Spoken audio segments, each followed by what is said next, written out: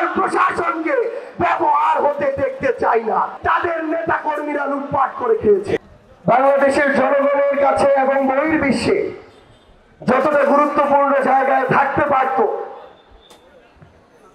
কিছু ব্যক্তি স্বার্থের মানুষ তাদের ব্যক্তিগত এবং দলীয় স্বার্থকে প্রাধান্য দিয়ে এত বড় একটা ঐতিহ্যবাহী জেলার স্বার্থকে প্রতিনিয়ত বিসর্জন দিয়ে এসেছে। শুধু বাংলাদেশ নয়, দেশের বাইরেও এই টাঙ্গাইলের ঐতিহ্যবাহী তাঁত শিল্পের কথা কার না জানা, কিন্তু শুধুমাত্র প্রয়োজনীয় পৃষ্ঠপোষকতার অভাবে টাঙ্গাইলের এই তাঁত শিল্পকে ধীরে ধীরে ধ্বংসের দিকে নিয়ে যাওয়া হয়েছে। এই বাংলাদেশে প্রত্যেকটি জায়গায় শুধুমাত্র একজন নেতাকে কেন্দ্র করে, শুধুমাত্র শেখ মুজিবুর রহমানকে কেন্দ্র করে বাংলাদেশের ইতিহাসকে ঘূর্ণায়মান করা হয়েছে। অথচ যাদেরকে দেখে তারা রাজনীতিবিদ হওয়ার স্বপ্ন দেখত, সেই শেরে বাংলা, হোসেন শহীদ সোহরাওয়ার্দী, মাওলানা আব্দুল হামিদ খান ভাসানীর মতো ব্যক্তিদেরকে ইতিহাসের একটি কোণে নিয়ে যাওয়া হয়েছে। কিন্তু যতই অপচেষ্টা করা হোক না কেন, এই মাওলানার মতো ব্যক্তিদেরকে, আমাদের এই লাল মাওলানার মতো ব্যক্তিদেরকে ইতিহাসের কোণে নেওয়া সম্ভব নয়। আমরা দেখেছি এই টাঙ্গাইলের উন্নয়নের অনেক গল্প দেওয়া হয়েছে, কিন্তু আমার এই টাঙ্গাইলের ঐতিহ্যবাহী হল, এই যে ভাসানী হল, যেই হলকে কেন্দ্র করে হয়তো আমার এই মজলুম ভাসানীর নাম বাংলাদেশের কোনায় কোনায় ছড়িয়ে পড়তে পারত, সেই হলকে মাদকাসক্তদের একটা আস্তানা বানানো হয়েছে। এভাবেই শুধুমাত্র একজন ব্যক্তির ব্যক্তি পূজা করে ইতিহাসের অন্যান্য সকল গুরুত্বপূর্ণ অংশকে বিলুপ্ত করার সকল অপচেষ্টা চালানো হয়েছে। এই টাঙ্গাইলের এক পাশে যমুনা, আমরা দেখেছি বিগত বছরগুলোতে বাংলাদেশের নির্দিষ্ট কিছু জেলা এবং অঞ্চলে হাজার হাজার কোটি টাকার বরাদ্দ গিয়েছে, কিন্তু এই যমুনা পাড়ের টাঙ্গাইলের মানুষের জন্য হাজার কোটি টাকার কোনো বরাদ্দ আসেনি। বরং যেটুকু এসেছে সেটুকুর অর্ধেকের বেশিও তাদের নেতা কর্মীরা লুটপাট করে খেয়েছে।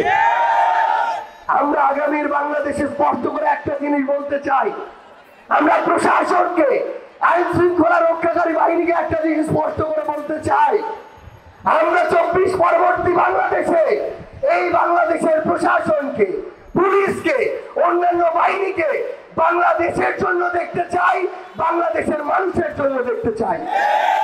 আমরা কোন দল, ব্যক্তি, গোষ্ঠীর জন্য আর প্রশাসনকে ব্যবহার হতে দেখতে চাই না। আমরা স্পষ্ট করে আরেকটা কথা বলি, আগামীর বাংলাদেশে আমরা মিডিয়াকেও কোন ব্যক্তি, গোষ্ঠী, দলের দালাল হিসেবে দেখতে চাই না। এই মিডিয়া যেন কোন ব্যক্তি বা দলের এজেন্ডা বাস্তবায়ন করার জন্য কাজে না লাগে। এই মিডিয়া যেন প্রপাগান্ডা বাস্তবায়ন সেলের অংশ হিসেবে কাজ না করে। 24-এর পূর্ববর্তী সময়ে কয়েকটি মিডিয়া অন্ধভাবে দলের দালালি করেছে। তাদের সংবাদ কর্মীরা আজকে তারা যে সেই চ্যানেলে কাজ করে সেটা বলতেও লজ্জা পায়। আমরা চাই না 24 পরবর্তী বাংলাদেশে কোন মিডিয়ার আর এই করুণ দশা হোক।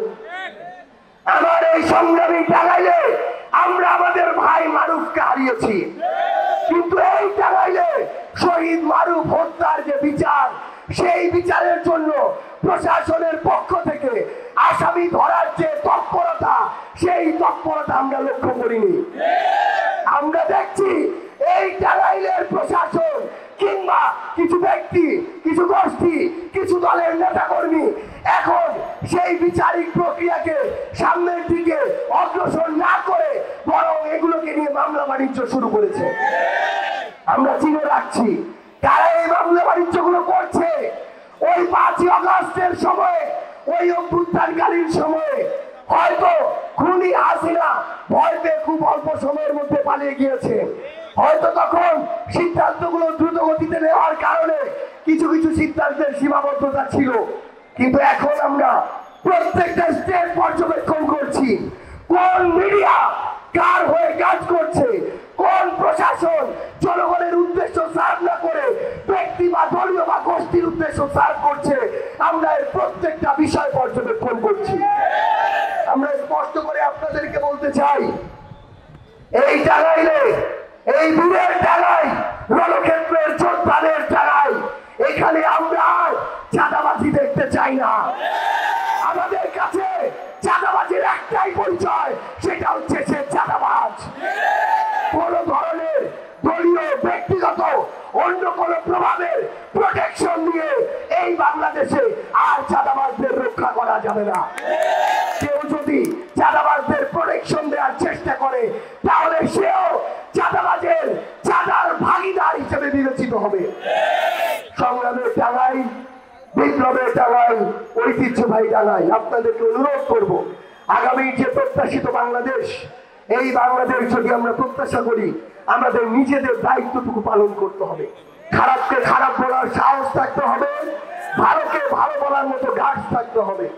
আমরা যদি এটা করতে পারি, তাহলে আর কোন চোর, বাটপার, যারা সিন্ডিকেট চালায়, মাদকের ব্যবসা করে, দুর্নীতি করে, চাঁদাবাজি করে, তারা আর আপনাদের আমাদের মাথার উপরে উঠে নাচতে পারবে না।